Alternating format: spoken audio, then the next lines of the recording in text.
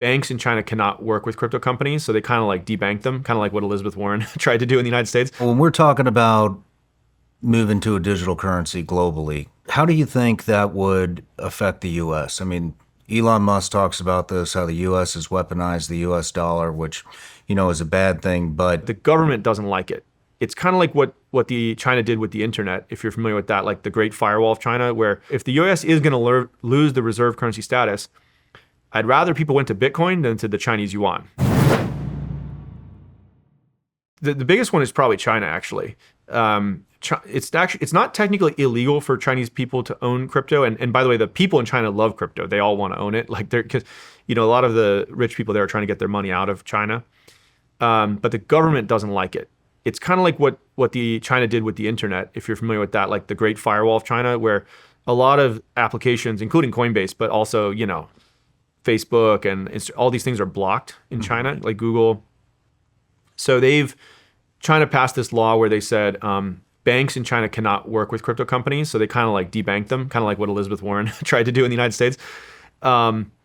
And so they made it very difficult for crypto companies to operate there. But the Chinese government issued their own digital currency for the Chinese yuan. So they made it what's called a central bank digital currency, digital yuan. But of course, it's controlled by the government, and if you get on the wrong side of the government, they can just take all your money and shut down your account. So it's a tool. They're using it as a tool for control because they wanted to run their own blockchain controlled by the government. They're very anti like these decentralized blockchains like Bitcoin that are pro-freedom for individuals. So yeah, so China is trying to crack down on it. There's a couple other countries that I'd say the common, like in India, for instance, the Reserve Bank of India has some concerns about crypto because they're worried about, again, capital controls. Like a lot of the wealthy people, they want to plug into the broader economy. They want to like get their money out of the country to go do things in the world. So some countries are trying to clamp down on that, which takes people's freedom away. So they tend to be a little skeptical of crypto, but the people in those countries desperately want crypto.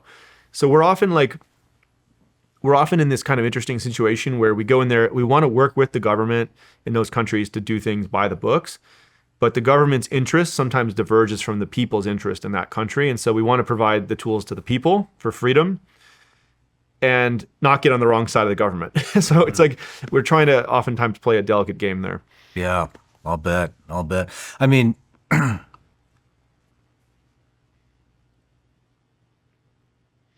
when we're talking about people exchanging, basically using crypto as a currency, how do they? I mean, the big thing for me is the volatility and all of it. You see these massive up and down swings. I mean, when do you think this will or will it? Do you think it will level off? Yeah, so Bitcoin has gotten less volatile over the last 10 years because there's just more and more people who own it now. And I think as you get like bigger pools of capital in the world, like big institutions and rich people all over the world and just everybody really, like as we get to having, there's maybe 500 million people who've used crypto today. I think as we get to like 5 billion or even a couple billion, it'll get less volatile, but it'll still be going up over time because more and more people will be coming in. But you won't see like these 100% wild swings up and down. But this is why a lot of people are using Bitcoin more like a store of value, and then the as a currency, like a medium of exchange, they're using things like USD coin or things which are less volatile.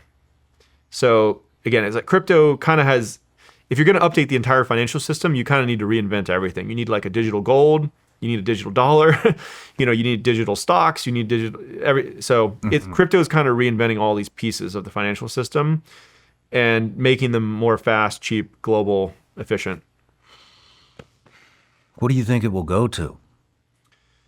Like the long-term implications of it, or yeah, I mean, well, from a market cap point of view, I think it's got like a long way to go, 10 or 100x. But I think the ultimate outcome of this is that governments stop controlling currency. Really, like we exist in this world today where there's like 190 countries or so. Some of them are pegged to the dollar, but there's maybe like 150 or so currencies. And each country has its own currency. That might sound like an obvious thing, but like imagine if every country had its own internet. Like that would be a terrible situation, right? Like somebody in Germany wants to listen to your podcast and like they have to pay an exchange fee because they're using different internets or something like that. Like that would be super inefficient, right? We should all be running on the same internet globally. Well, we should all be running on the same monetary system globally, but do it in a way that takes the power out of the hands of like a small group of bureaucrats that can manipulate the currency or whatever. It should be like a fair system that no one country or company controls.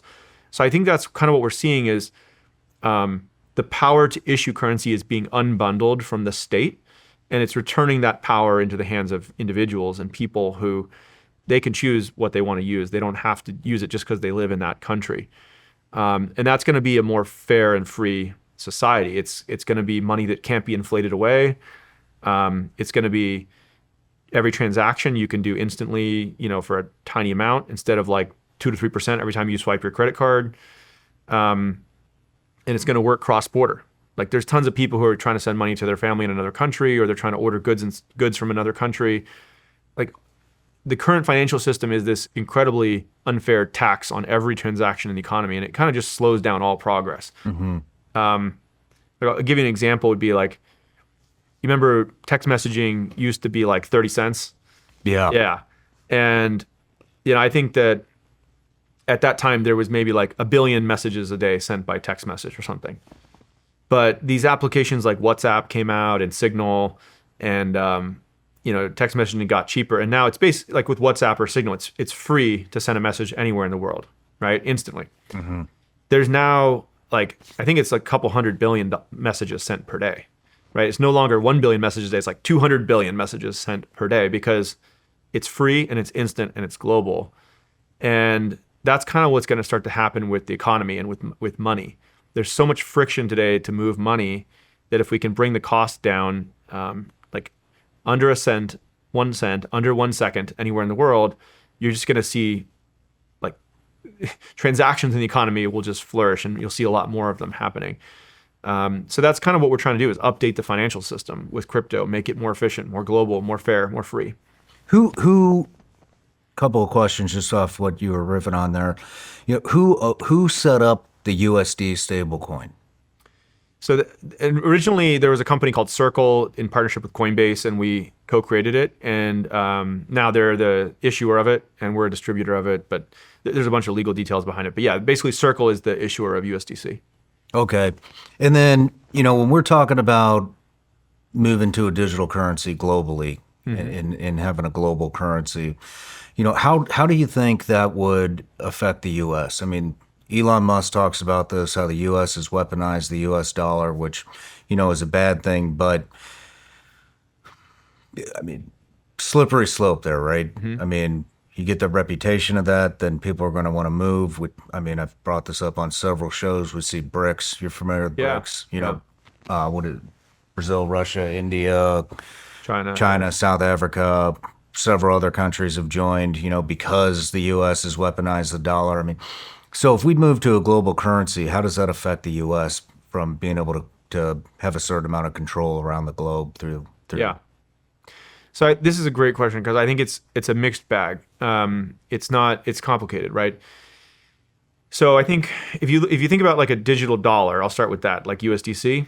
To me, that's unequivocally just good for the dollar in the United States. It helps make sure the dollar is the reserve currency in all these countries around the world. It creates enormous demand for U.S. treasuries. There's a bunch of reasons why it's good.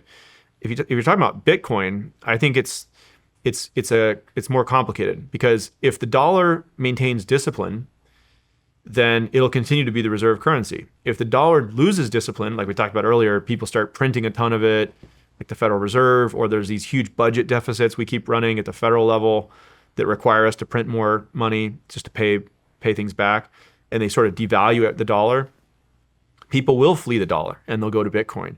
And in that case, the United States could lose the reserve currency status.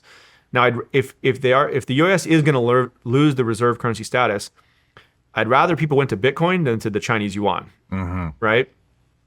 So that's why I say I think Bitcoin is kind of like a check and balance on the dollar and deficit spending. Like I hope that the U.S. finds a way to maintain that discipline and the U.S. remains strong. And in that case, crypto will just be on like a very good thing. But if we're going to lose it, I'd rather we have Bitcoin than we have to all live under a Chinese system. No matter where you're watching Shawn Ryan Show from, if you get anything out of this, please like, comment, subscribe, and most importantly, share this everywhere you possibly can. And if you're feeling extra generous, please leave us a review on Apple and Spotify podcasts.